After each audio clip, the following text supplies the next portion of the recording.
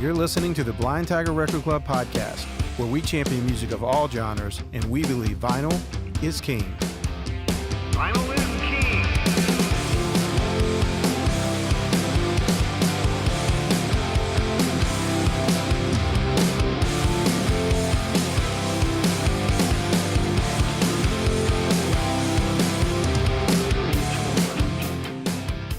king. Welcome back to the Blind Tiger Record Club on air. We're very excited to be back with all of you tonight listening on Lightning 100, or if you're listening to the recast on your favorite podcast platform. The show is available on podcast platforms like YouTube, Spotify, Apple, really almost all of them. I'm David Williams, and as always, I'm here with Rudy Newman. Hey, everybody. And Kevin Lee. Hey, glad to be here. We have a really good show tonight. I'm always excited to talk about the albums in our program, but tonight it feels especially packed with good stuff. Yeah, it's a good one. I like when we've got all four, records are like, we're all excited about each one. Yeah. Well, tonight we're discussing all four styles represented in the Blind Tiger Record Club's August Records of the Month program. Our singer-songwriter album is from the artist who is making her second appearance in the club. We got a lot of that tonight, too. We got a lot of repeaters tonight. But it's Jade Bird, and her new album is called Different Kinds of Light. The rock and alternative record is the first album in almost a decade from the amazing Jacob Dylan and crew. It's the Wallflowers' new album, Exit Wounds. Our Jazz, Soul, and Blues album this month is one of our favorite modern-day retro soul artists. Durand, Jones, and The Indication returned for their third time to the Blind Tiger Record Club Record of the Month program. That's the most we've ever picked an artist for the club, and there's a reason for that you will hear some of tonight as we discuss the new album, Private Space. Mostly because they're amazing. Yeah. The last style we will discuss is classics, and this month we discussed The Best Of by the Psychedelic Furs. Well, look, if you enjoy listening to the albums we discuss tonight and appreciate this show, the best way you can support us is by becoming a member or shopping at the B.T.R.C. record store. At Blind Tiger Record Club, we curate four styles, the ones that I just mentioned, for our members each month. A club membership is the best way to secure these titles each month, and many of them are honestly hard to find after release. If you haven't made the format leap to vinyl, we can help you with that. We have turntables for every level of collector, from entry to serious collector. Just go to blindtigerrecordclub.com, and you can see our membership details. With easy-to-read instructions and descriptions, you can actually start your membership with one of the albums that we are discussing tonight. You can also shop the thousands of titles that we have available in the record store. So think about that tonight as you listen to the show.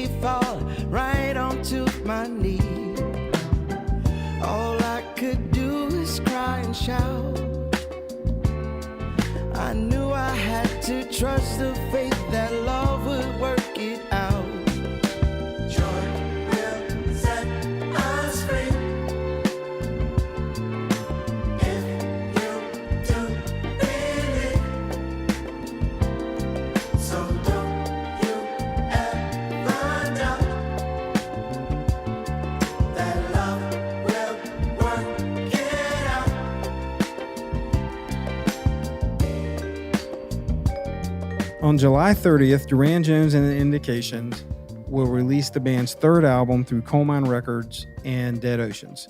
This is the third album, as I mentioned at the opening of this podcast, that we have had in our program for Record of the Month. They're officially our award winner. Durand Jones, yeah. It's the first artist we've ever had on our program that many times, and the reason for that is, we started following Durand Jones in 2017 because of our love for Coal Mine Records. They're kind of a modern day, whatever you want to categorize it, Stax Records, Daptone, Motown, Yeah. they're keeping those it alive. labels were doing, they're now doing with retro, our soul revivalist acts, and they have an amazing talent for finding the best ones in the country, in my opinion. They're one of the reasons we listened to the Black Pumas way before they broke. Exactly. On previous albums, Durand, Jones, and The Indication, they pulled pretty heavy from 1960s like funk and soul influences. Durand Jones said in a press release for the new album that at the end of the day, he just wants people to close their eyes and forget where they are, and just the way a Stevie Wonder album does for him. Jones has also said that the band is not a time capsule. So, the band very intentionally wanted to push beyond kind of the boundaries of just the kind of classic funk and soul sound that they had on the last releases. This album is so fresh and current for me. The roots are still present, but, this is the way I think they kind of want their sound to go. This is I think this album might be the first one that's really setting up what this band may do long term. Yeah. This is why I think they're one of the strongest bands doing the revivalist soul movement today in the country today. Yeah. So that song that we played at the beginning was a track called Love Will Work It Out. Another early retail single that they released to set up the album was a song called The Way That I Do.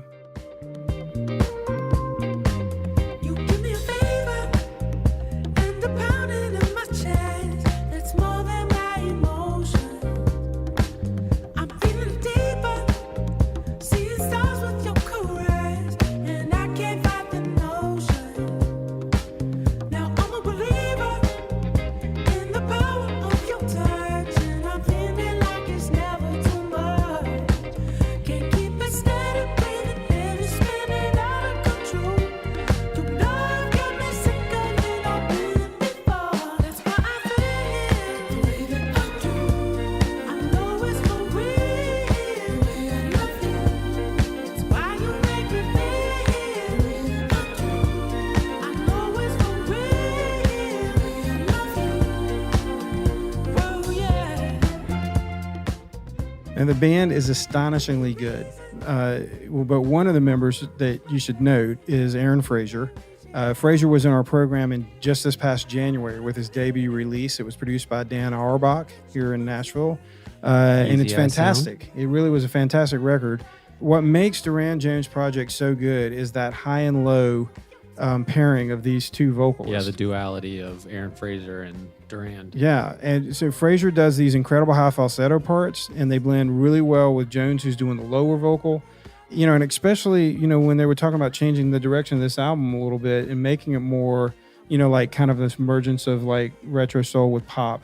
And to add those two vocals in like that and have Aaron so prominent on this record, it just totally changes the tone of the album. Yeah, most of the time you would have found that in earlier records with a female vocalist or a group of backing female vocalists to go against what you were doing. If you even stuff like Casey and the Sunshine Band, right. that popular stuff, or the R&B. But this guy's so good, and the grooves sit so nice and in the pocket, especially on the next song that we're going to play. Yeah, the pop, the dance, the disco vibes, like all that. It's all there. Yeah. Oh, yeah. Would it surprise you that he didn't even know that he could sing falsetto until a couple years ago? Definitely surprised me after listening to a solo record. Yeah. So, just messed around writing a demo and discovered that he could sing like that and started doing it all the time. Very Bee Gees. Well, to record this album, the band settled into a cabin in upstate New York.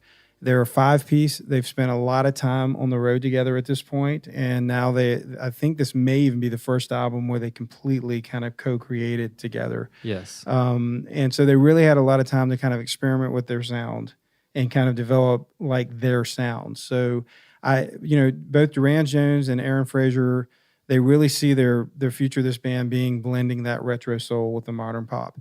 And bottom line for me is the music is just fun to listen to. Yeah, they got it figured out. Yeah, it makes you feel good. Like great party record. Yeah, well, you can turn that one on and just let it sit. People be asking you what it is. You're gonna everybody would ask you what it was. Yeah, and I don't think anything represents kind of like their new sound better than the first radio single, "With You."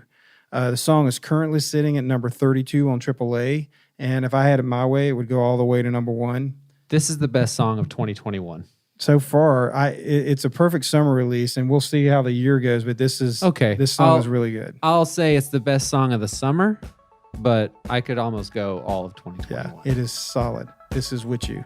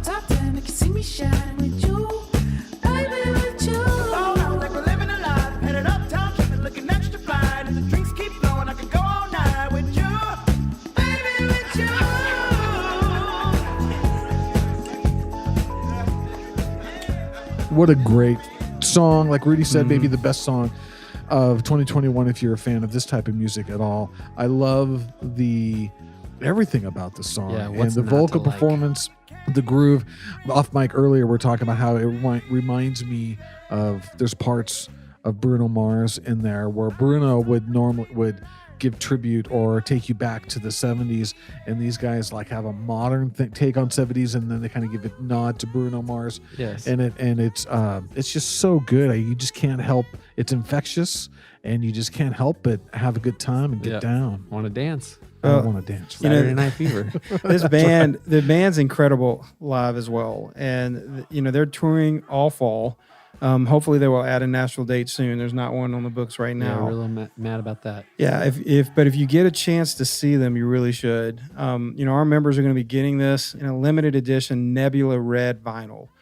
We also have both the band's previous titles, the self-titled debut and American Love Call. They're available in the store. So go type in Durand, Jones, and Indication and pick any of them. You're not going to be let down. You can't. I think all three of us highly recommend this record. Well, that wraps up this episode of the Blind Tiger Record Club on air. Those are the Blind Tiger Record Club's August Records of the Month. We truly hope you heard something that inspired you to explore some new music this week. If you want to find out more about any of the albums we discussed today, go to blindtigerrecordclub.com and go to the homepage, and you can read more about all the records that we talked about on this show. You can also learn how to become a member. One of the biggest perks to memberships is that you don't miss out on these albums. So many of these releases sell out on release day, and they're really hard to find after that. If you like bin diving in record stores, you can do that, but sometimes it's really tough to find these records. With a club membership, you secure your copy every month. You can also start your membership with one of the albums we discussed today. Hopefully, you guys are checking out the podcast and you caught part 1 of our interview with Damon Johnson last Monday. It's a podcast-only episode, and it was a really great interview. Damon shared so many stories, and honestly, many of them you're not going to hear anywhere else. And since we did that interview, there's another story that's happened that we'll share with you at a little bit later date when we're a little bit more free to talk about it. But we're going to take a little break here on our air show, and so until we hear you again, or you can, I guess, hear us again, and we see you again. We want to thank you for all your patronage and for listening to the show, and hopefully checking out the podcast and becoming a member of the Blind Tiger Record Club. Well said, Kev. Part 2 of that interview will air next Monday, August 2nd. Once again, this is podcast only, so make sure that you subscribe and download this episode, and then you can catch up on part 1 if you haven't heard it yet.